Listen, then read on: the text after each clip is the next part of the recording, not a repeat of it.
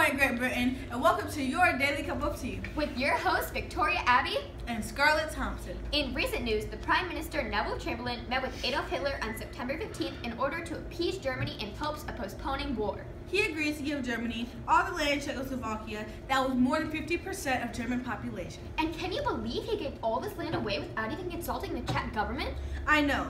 Even with this land that we gave Germany, Hitler still didn't think it was enough. He altered the appeasement criteria to a much greater demand. Hitler now wanted Neville to give all of the Sudetenland to Germany. And on September 30th, at the Munich conference, we, Great Britain, and France gave in to his demands. Neville Chamberlain was confident that this appeasement has secured peace for our time. Well, we're all sure hope he's right, because we don't want another World War I situation on our hands. That's for sure. And now for our next segment, we will go to Chet Ubecha, who's interviewing the former King Edward VIII. Big story, you've decided to step down from the title of king and marry an American woman. What gave you the brass to do such a thing? I feel like I'd be happier being Wallace's husband. How well off do you think you left Great Britain? I feel like I left Great Britain really well, especially because, I broke a couple rules, but I feel like I was a great leader. Can you elaborate on that? Well, nothing major. I broke a rule the first day I was appointed. I watched the proclamation of my accession from the window of St. James Palace in the company of the still married Simpson. How do you feel about Trump? Who's Trump? Never mind that. Don't worry, you can't do as bad as he would have if he was elected president of the United States. Now, just one final question. How do you think your younger brother will do as the now new king? Well, I feel like he'll do as good as anybody who got caught off his guard by becoming leader of a great country. But he'll be used to the job and he'll do fine. Well, that's all we have for this segment. Now back to Scarlett and Victoria Abbey in the studio. Thank you, Chet, for that very interesting interview.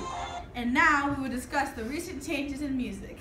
Yes, we see that the influence of American jazz is leading to the creation of British dance bands. And they provide us social and popular music that is beginning to dominate social occasions and radio airways. For those who don't know, British dance music is a genre of popular jazz and dance music that is developing in British dance halls and hotel ballrooms recently during the 1920s and now the 1930s, often called the golden age of British music. I wonder what that music sounds like. I'm glad you asked.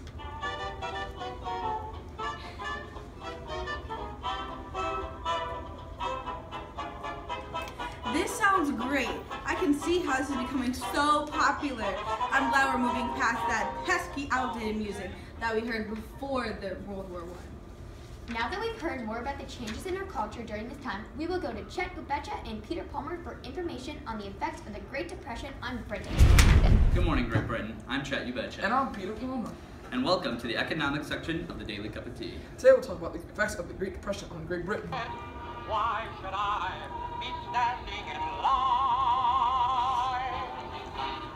just waiting for breath? On September 10, 1931, with Snowden still as chancellor, the new national government issued an emergency budget which immediately instituted a round of cuts in the public spending and wages. Also, Peter, before in August of 1931, the 1911 scheme was replaced by a fully government-funded unemployment benefit system. Another stat that's surprising, Chet, is by the end of 1930, the employment had more than doubled from 1 million to 2.5 million, and exports had fallen by 50%. Due to the 50% decrease in the value of British exports, the employment in the United Kingdom rose to 20%. Wow, that's crazy. I can't believe it got up that high. Breaking news, Ramsay MacDonald responded to the Depression by cutting public spending. Well, people who have little money, I feel sadness for you. They can't buy anything anymore. Well, that wraps it up for Chet Ubecha and Peter Palmer. See you next time on the Daily Cup of Tea Economics section. Now back to Victoria and Scarlett. Thank you, Chet and Peter. Now for the final segment of today's show, we will talk about something very sweet.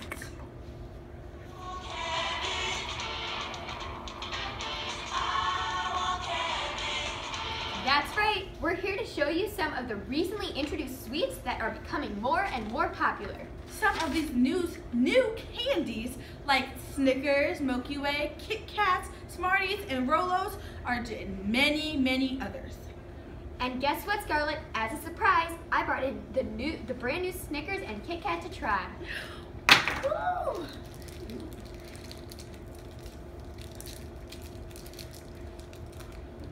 Wow, this is great. Way better than the old stuff you have. I know, what a world we are living in. Well, that's it for today. Daily Cup of Tea. I'm Scarlett Thompson. And I'm Victoria Abbey. And stay classy, Brendan.